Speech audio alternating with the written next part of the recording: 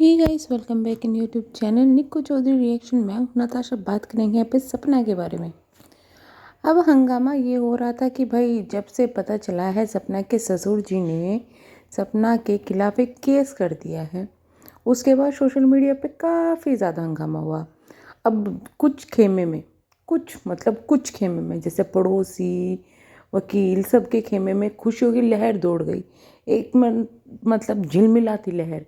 लोगों को लगा ओ अब मिलेगा इंसाफ, अब मिलेगा। वहाँ पर मुझे सवाल, एक डाउट हुआ कि आखिरकार बेटे के लिए केस करने में इतनी देर और बहू के खिलाफ इतनी जल्दी क्यों। तो फिर उसके बाद पता चला कि फिर भैया यहाँ तो धाराएं लगाई जा रही है, धारा धारा शुद्ध धारा लगाई जा रही है। जी हाँ, सपना के खिलाफ एक ऐसी धारा लगाए गए थे जिसमें सपना अगर उनके खिलाफ यानी अपने सास ससुर के खिलाफ कोई केस करती है या फिर कुछ भी होता है तो वो केस खारिज हो जाएगा। अब इस धारा का इस्तेमाल वो लोग करते हैं क्योंकि पहले क्या होता था कि दहेज उत्पीड़न में कई लोग काफ़ी जो है गलत एलिगेशंस लगा देते थे। इस तरीके की काफ़ी चीज़ें होती थी कि भाई एक पक्ष के द्वारा दूसरे पक्ष पर गलत एलिगेशंस लगा दिए जाते थे। तो उन चीज़ों को खारिज करने के लिए ये बनाया गया और इसमें ये होता है कि भाई जो गलत केसेस हो उनको बंद कर दिया जाए। अब होता ये है कि भाई अगर आपके पास केस आपने किया है किसी ने आपके ऊपर, तो आपको उसको अपना प्रूफ तो देना ही पड़ेगा ना कि भाई हम सच्चे हैं, हमारे ऊपर इसने झूठा केस किया है। तो प्रूफ तो देना ही पड़ेगा और अगर प्रूफ नहीं होगा, प्रूफ का अभाव होगा, तो क्या होगा, आप वो केस हार जाएंगे या फिर आपको वो केस वापस लेना पड़ेगा। अब यहाँ पर भी कुछ ऐसा ही हुआ ये कि जो सपना के ऊपर केस किया हुआ था वो अचानक से उसकी जो डिटेल आई उसमें पता चला कि वो केस जो है या तो खारिज कर दिया गया है कोर्ट के द्वारा है या फिर इन्होंने खुद ही विड्रॉल उसको कर दिया है, यानी कि वापस ले लिया है। दोनों ही यहाँ पर चीज़ें हो सकती है। अब दोनों का मेन रीज़न तो आखिरकार होगा सबूतों का अभाव ही। लेकिन यहाँ पर एक चीज़ और आ रही है, एक चीज़ और उठ रही है कि आखिरकार सपना ने ऐसा क्या कर दिया था कि जो इनको के सास ससुर को ये वाला केस करवाना पड़ा, है ना। या तो सपना ने इनके ऊपर कोई केस करा है या फिर ये भी हो सकता है कोई केस ऑलरेडी हो रखा था जिसको सपना ने खुलवा दिया, या फिर कोई केस ऐसा था जो कि इनके सास ससुर को डर था कि हमारे ऊपर ये केस हो जाए, इसलिए ही पहले ही ये चीज़ें कर दी जाए। तीनों में से कुछ भी पॉसिबिलिटी होती है। लेकिन जैसे कि सपना सोशल मीडिया पर बदनाम है रिकॉर्डिंग देवी के नाम से। अब रिकॉर्डिंग देवी के पास में तो वो सारे प्रूफ होते ही हैं, आपको पता ही है कि वो कभी भी कुछ काम प्रूफ के बिना नहीं करती। अगेन मैं बोलूँगी, प्रूफ के बिना वो बोलती ही नहीं है और उसके पास में प्रूफ होते ही हैं। तो अगर सपना ने केस किया है, इतना बड़ा अगर कदम उठाया है केस करने का या कुछ करने का, तो नेचुरल सी बात है कि भाई उसके पास सबूत तो होंगे ही। अब हो सकता है उसने सबूत दिखाए और दूसरी तरफ से सबूतों का अभाव हो, इस वजह से वो केस खारिज हुए हैं। अब आपको एक पॉइंट और मैं बता देती हूँ। कुछ चीज़ों को अगर आप गौर करेंगे, कुछ पॉइंट्स को अगर कनेक्ट करेंगे, तो आपको भी ये चीज़ें समझ में आ जाएगी कि आपको याद होगा सपना ने जब अपना घर छोड़ा था, ससुराल छोड़ा था, उस वक्त में वो बहुत ज़्यादा परेशान थी। उस रात कुछ ऐसा हुआ जिसकी वजह से सपना इतनी ज़्यादा परेशान हो रही थी। या तो उसके साथ में कुछ गलत व्यवहार हुआ है, मतलब मारपीट या कुछ गाली गलौज कुछ भी हुआ था। जैसे कि वहाँ पे बताया गया था कि भाई गाली गलौज हुई है, कुछ भी है। जब सपना ने अपना घर छोड़ा था उस वक्त रेखा ने वहाँ पुलिस भिजवाई थी। रेखा ने वो पुलिस किसी तो बेस पे भिजवाई होगी, पुलिस ऐसे ही तो किसी कहने पे चली नहीं जाती। बट वहाँ पर सपना ने ये कहा कि मुझे कोई केस नहीं करना, मुझे कुछ नहीं करना, तो वो पुलिस वापस चली गई। तो पहले तो चीज़ यही उठती है कि आखिरकार ऐसा क्या क्या था सपना के साथ में उन्होंने जो कि पुलिस भेजनी पड़ी। रेखा को अब सपना ने तो नहीं बताया होगा।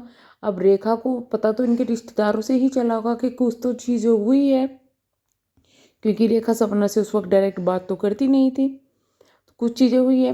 अब वहाँ पे सपना की इंसानियत थी कि भाई मना कर दिया। अगर सपना इतनी ही बुरी होती तो उस वक्त जब पुलिस आई थी तो सपना तो उनको पकड़वा देती, लेकिन सपना वो नहीं करना चाहती थी। अगर सपना को झूठे केस जैसे बोल रहे हैं लोग वो करना होता तो वो तभी कर देती, पर उसे नहीं करना था।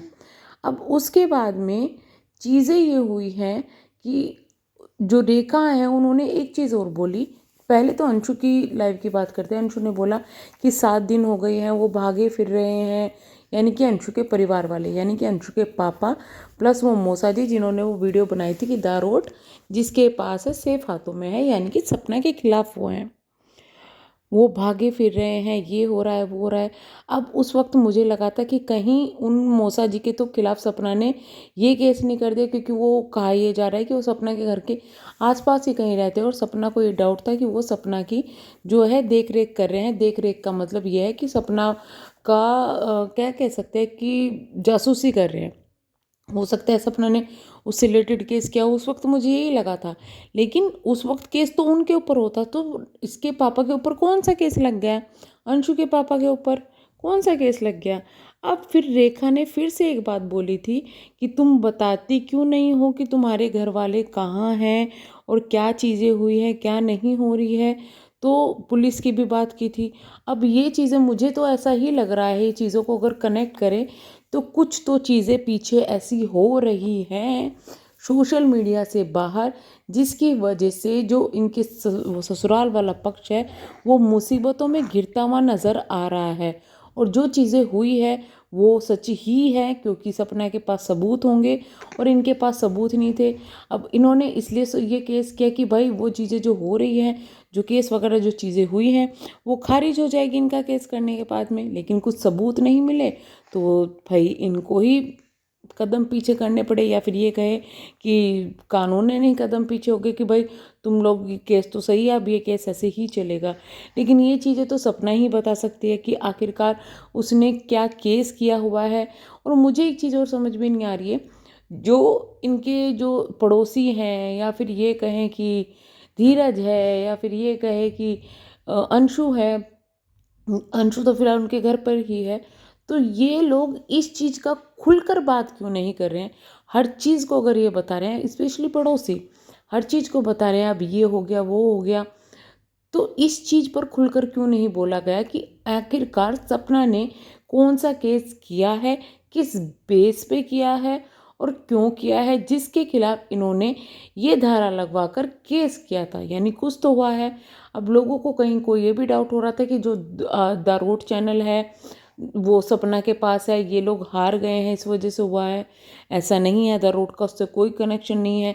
दूसरा, कुछ लोगों को ये भी डाउट था कि जो राजीव जी वाला केस है वो सपना खुलवा रही है, इसलिए लोगों ने वैसा केस किया है। लेकिन वो भी पॉसिबिलिटी नहीं है, क्योंकि वो धारा तभी लग सकती है जब उनके खिलाफ कुछ हो। अगर राजीव जी की मौत में इनका किसी का कोई हाथ होता, उनके खिलाफ वो चीज़ें होती, तो हाँ तब ये चीज़ें आ सकती थी। लेकिन अभी तो कुछ ऐसा ही हुआ है, जो वीडियोज़ मतलब जो चीज़ें आ रही है उसे देखने के बाद में, कि सपना के साथ कुछ तो वहाँ ऐसा हुआ है जिसके खिलाफ अब सपना ने इतना हरेसमेंट सोशल मीडिया पर सहन करने के बाद में आवाज़ उठाने की सोची है। प्लस सपना के पास उनके सबूत भी हैं, जिसके बेस पर सपना कानूनी हेल्प ले रही है। और कुछ तो इनकी फैमिली में ऐसा हुआ है कि इनको पुलिस से बचना फिर रहा है।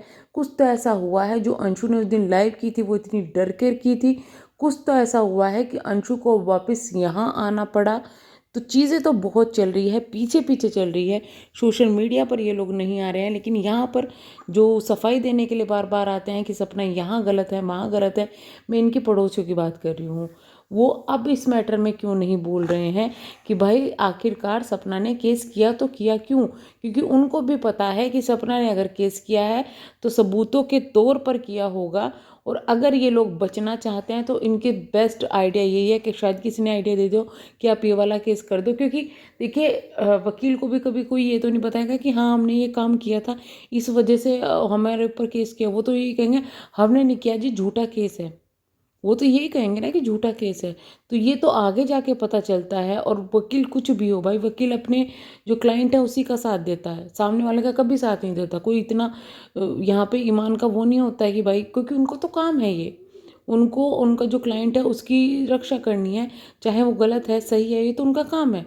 उस चीज़ में कुछ नहीं कर सकते। लेकिन यहाँ पर अभी जो चीज़ें आ रही हैं तो उसमें जो डाउट है वो चीज़ें क्लियर करनी बहुत ज़्यादा ज़रूरी है। और आखिरकार पड़ोसी जी को अब किस चीज़ का डर हो गया, जो इस मैटर पर नहीं बोल रहे हैं, केस के बारे में नहीं बोल रहे हैं। क्योंकि जब वो केस हुआ था कि सपना के खिलाफ कर दिया था, जब तो बड़ा शेयर कर करके खुश हो रहे थे कि अब ये होगा वो होगा।